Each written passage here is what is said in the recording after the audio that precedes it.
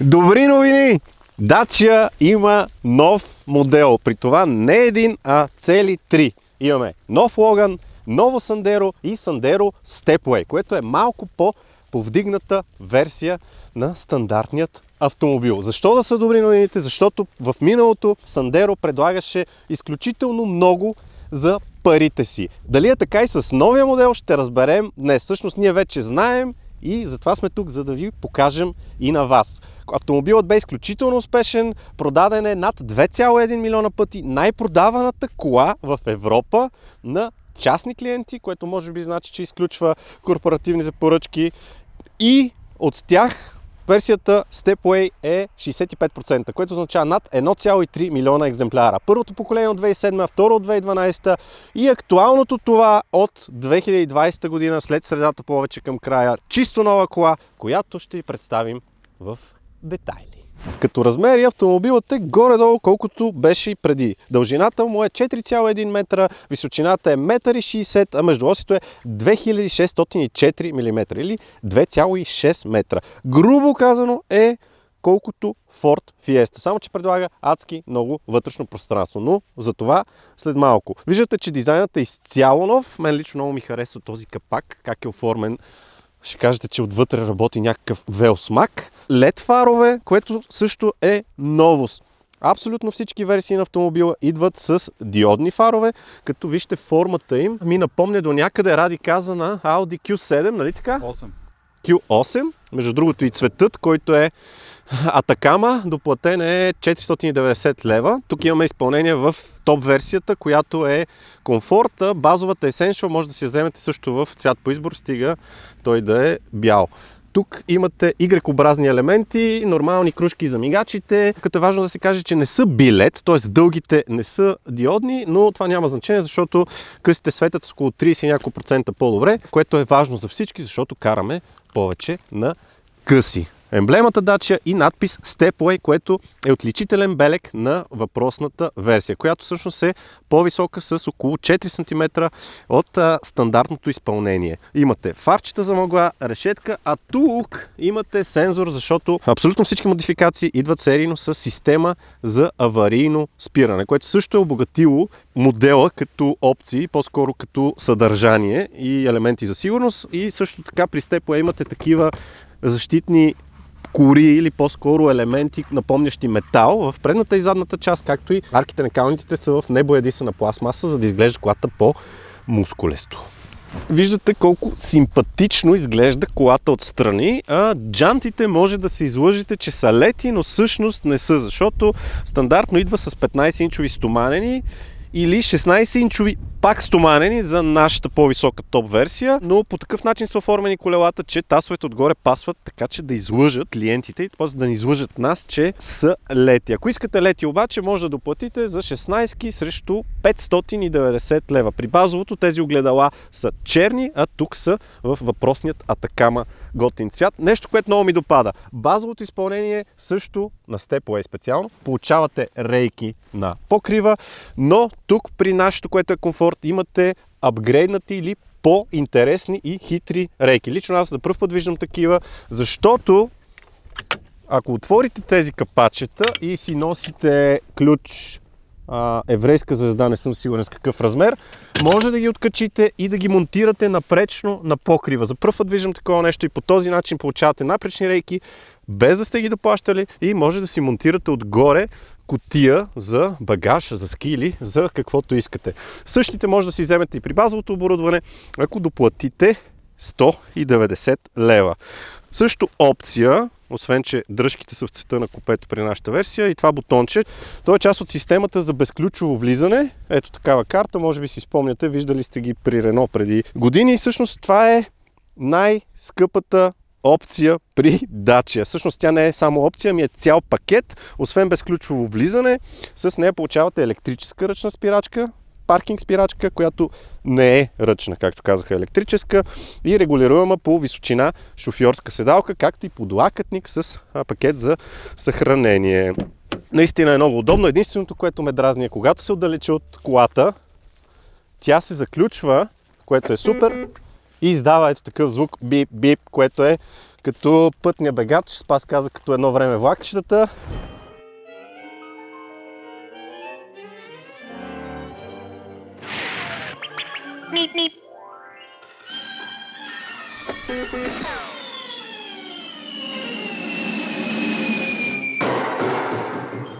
Мен ми звучи като клаксон, все едно колата е потопена под вода и бибитка. Не ми харесва звука, но това най-вероятно може да се изключва от централния дисплей, който ще ви спомена след малко. Тези черни блендички по вратите също могат да издадат, че карате по-скъпата версия. Казах ви, че джантите не са алуминиеви, вижте как изглеждат. И тук отдолу виждате барабани. Не си спомням кое е наше предишно видео, някой беше питал още ли правят коли с барабани. Да, правят и Dacia не е изключение. Също така и Renault. Новото Clio мисля, че имаше някои версии, по-базовите Fabi, включително и Volkswagen ID3, който много добре си спомняте когато снимахме, който започва също от над 70 000 лева и достига до 90 и нагоре, така че не е само Dacia. Гумите са 205 на 60 R16. Отзад не пише Stepway, само Sandero, макар че отгоре на реките пише Stepway и между другото тази антена, вижте колко е дългичка, може да се поръчате тип перка на акула, но това вече от списъка с аксесуари. От серийното оборудване, дори най-базовото Sandero, идва с отопляемо задното стъкло и чистачка. Може да се смеете за чистачката, но, например, Porsche, включително 911 Turbo, идва без такава и там струва около 700 лева, което всъщност е горе-долу колкото най-скъпата опция в Dacia. Готини LED стопчета с надписи Dacia, Y елементи, като в Lamborghini. И също така тук имате паркинг сензори. Базовото ниво е без такива, при него се доплащат 190 лева само за задни. Нашето си е серийно с задни парктроници, като опционално може да се поръча система от предни и задни парктроници и дори камера за задно виждане за 590 лева. Ако добавите към тази система и системата за следене на обектите в сляпата зона с индикатори в огледалата, сумата нараства до 740 лева, какъвто пакет има в въпросният автомобил. Камерата е ето тук, а тук е дръжката за задната врата. Тук има амортисьорчета, отпред ще видим след малко, и задната кора, която е с две въженца. Също може да ви се струва смешно, че го отбелязвам, но преди години Mitsubishi Space Star, преди 10 на години си спомням, че беше само с едно въженце, защото бяха спестили и от тук, смятайте. При Dacia не е така. Имате обем 328 литра, които са доста за класа, може би е един от най-големите в класа, като обемът нараства до 1108, когато бутнете задната облегалка. При нашата топ версия тя е разделена в 60 на 40 съотношение, но при базовата имате цяла облегалка, която въпреки това обаче пада. Си спомням Ангел, мой приятел, преди години имаше F10 BMW, чиято задна седалка дори, освен че не беше разделена, дори и не падаше напред. Така че това е интересно. Ако искате в базовата версия да имате такава седалка, може да доплатите 190 лева. Малко е дълбок в интерес на истината багажника, което означава, че имате много висок кръп.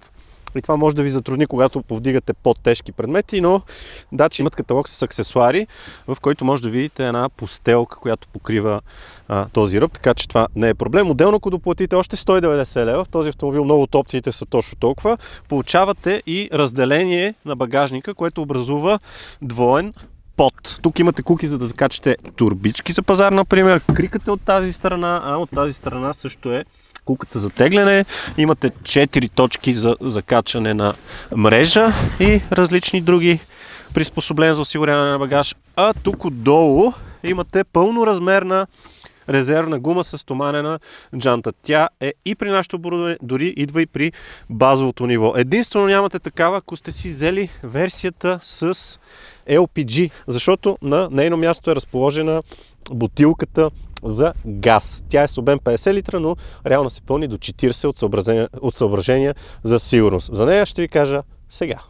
Гамата от двигатели вече няма дизел, защото икономичната и екологична версия на Sandero е вече, се казва Eco G100.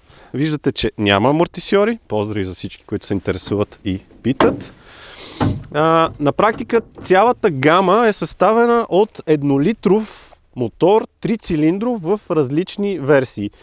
EcoG версията е с 100 конски сили и 170 Нм, когато обаче работи на метан. Когато работи на бензин е с 10 пункта по-малко. Т.е. имате 90 конски сили и 160 Нм.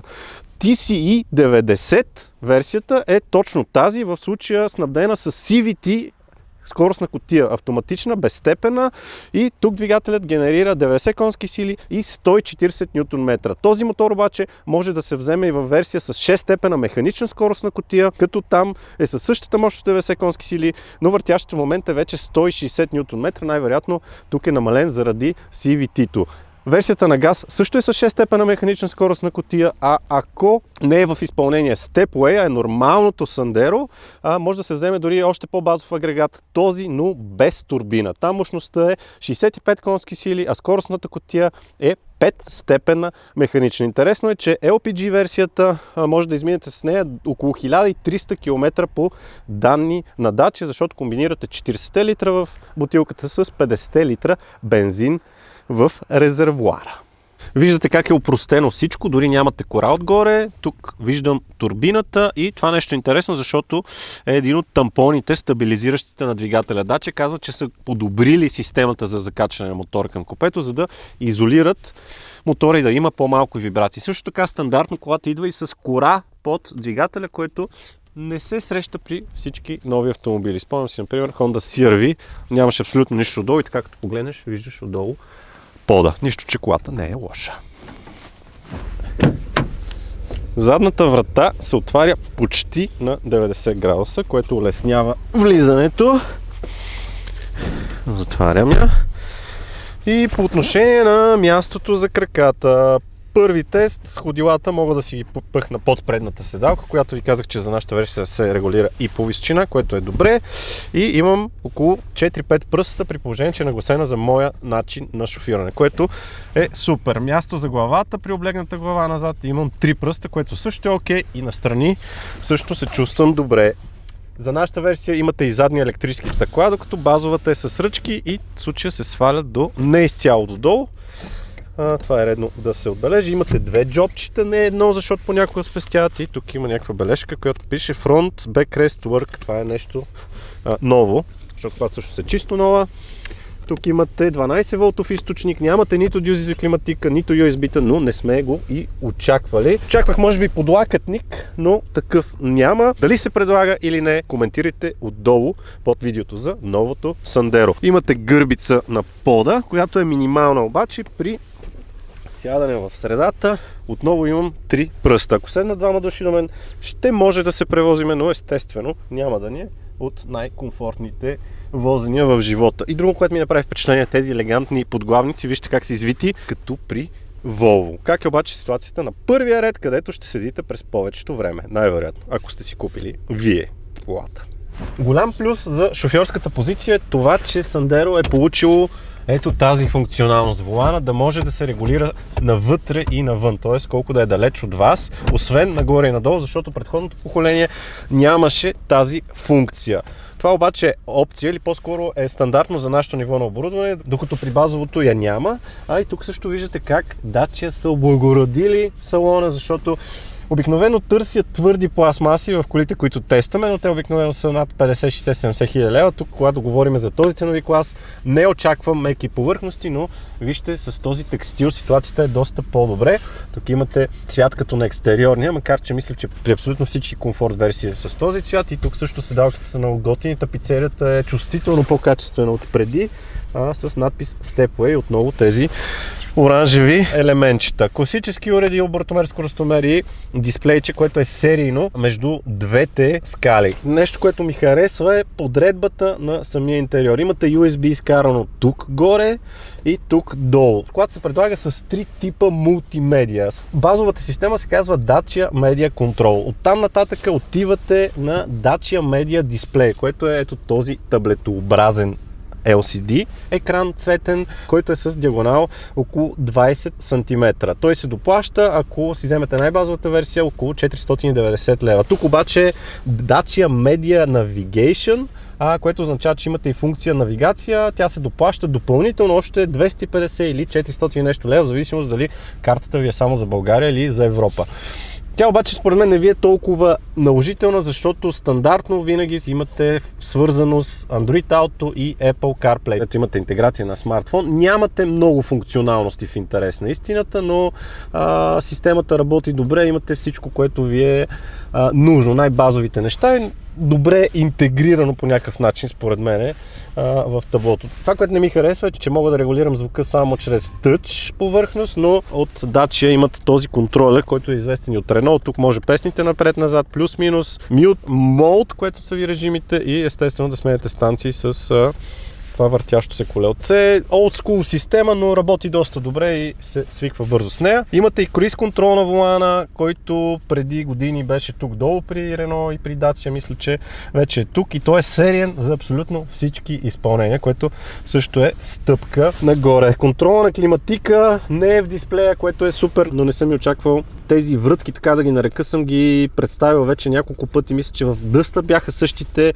и ми харесва адски много как работят. Имате метални пръстенчета, дисплеите са вградени вътре, тук също се натиска за команди на климатика и тук също се завърта за това откъде да ви духа, откъде да идва въздушната струя. Имате 12 волтов източник, старт-стоп бутон, защото ви казах, че с тази карта keyless.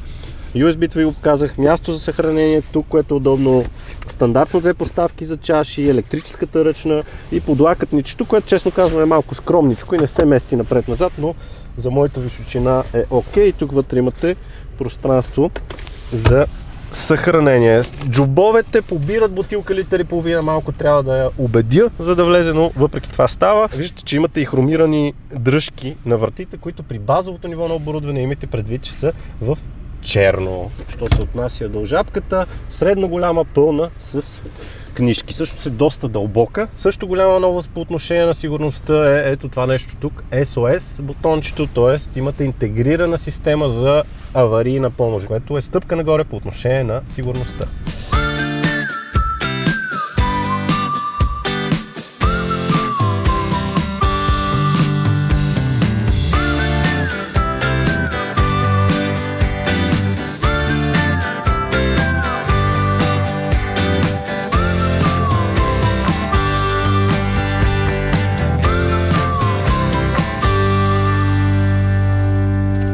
Как се усеща на пътя? Първо ще започна с ето този изглед на нашият Dizimobil Land Cruiser, защото искам да ви покажа камерата. Има различни настройки. Честно казано, не е космическа.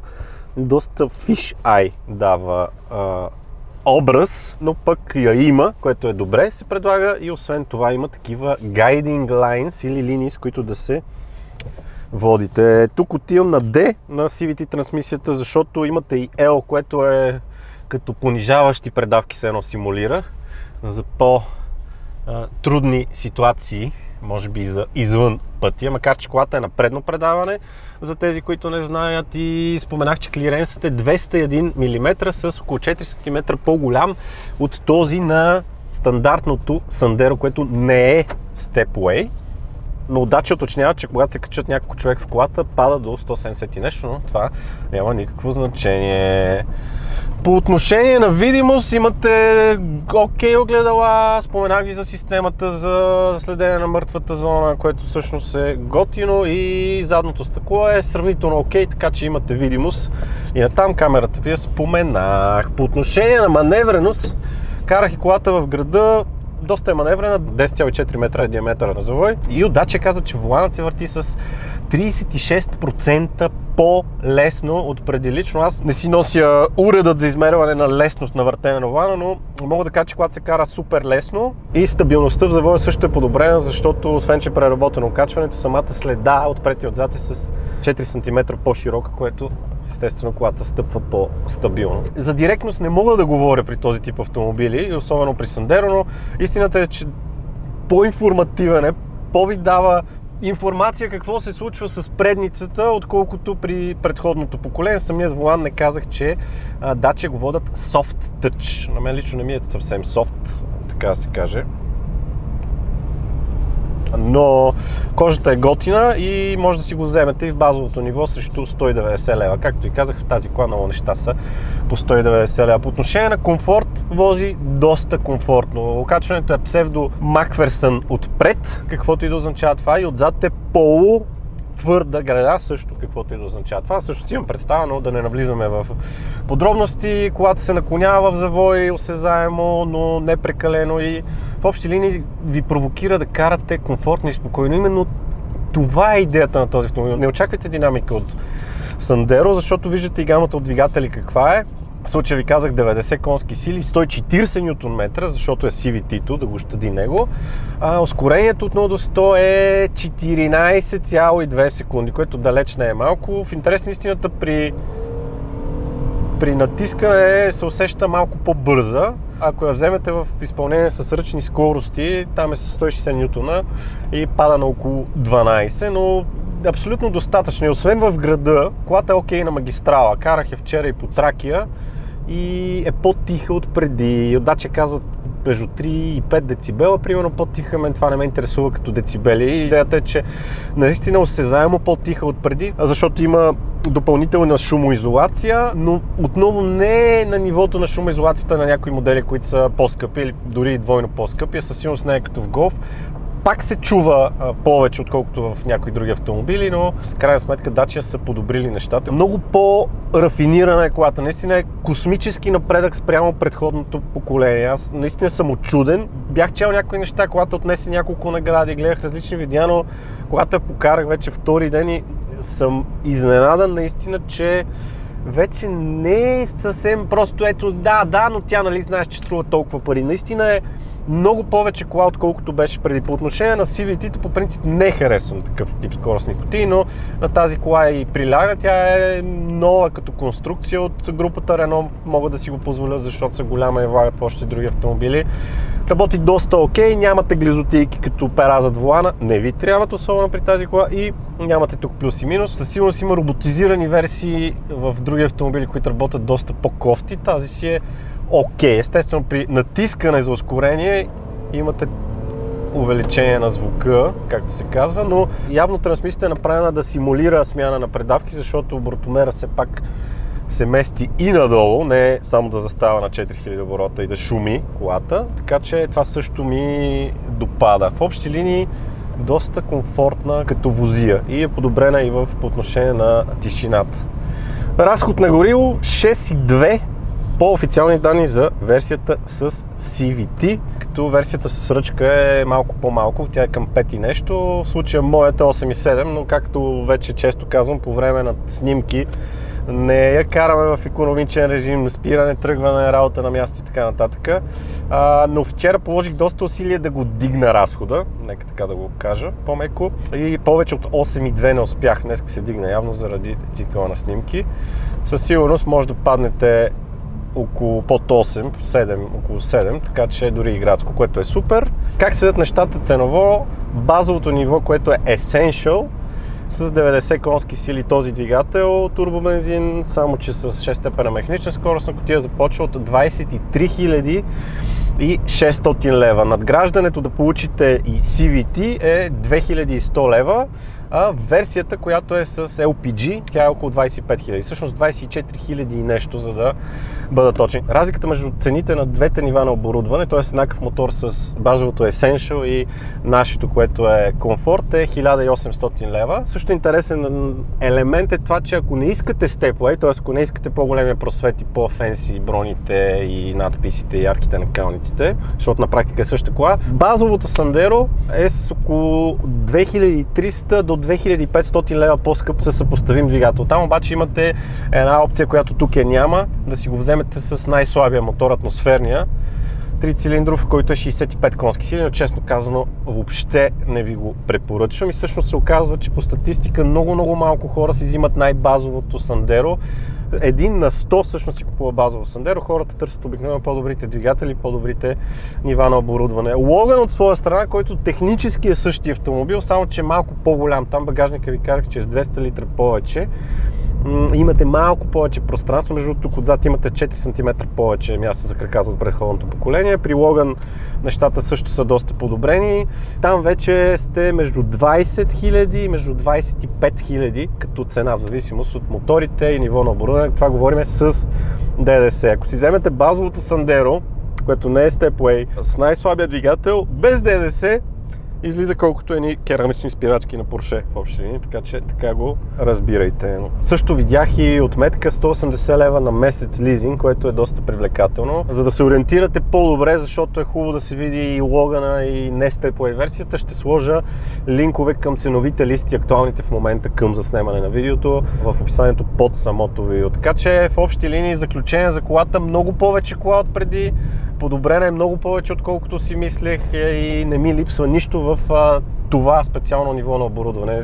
Само, че е важно да кажа, че нашата тестова кола е около 29 000 лева, но към топ оборудването са добавени някои неща, както ви казах, системата за предупреждение при наличие на обекти в сляпата зона, камерата за задно виждане, парктроника и отпред, който също е доплатен, и цвета металик също така. Така че Dacia продължава да бъде с Sandero, мога да кажа, лидер като цена и нещата, които получават. И с новото Sandero не се чувствам ощетен и да трябва да се обясняваме на някакви хора, да, ама нали тя затова толкова струва. Тук този елемент е значително намален, което също много ми харесва. Така че браво, Dacia, и със сигурност с този продукт, аз лично го бих го взел на версия Stepway, защото ми харесва по-високата визия и по-добрата проходимост. Заради клиренса ще продължи да се налага на пазара като лидерски автомобил.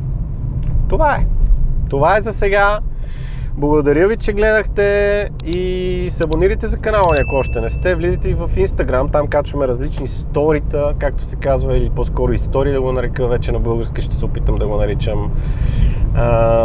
И сайта ни Dizzy Riders BG, защото той бе самото начало и ако не сте вие да ни гледате и да ни подкрепите и да кликате и да споделяте, няма да правим такива работи. Така че това е за сега от нас, мен, екипа. Чао!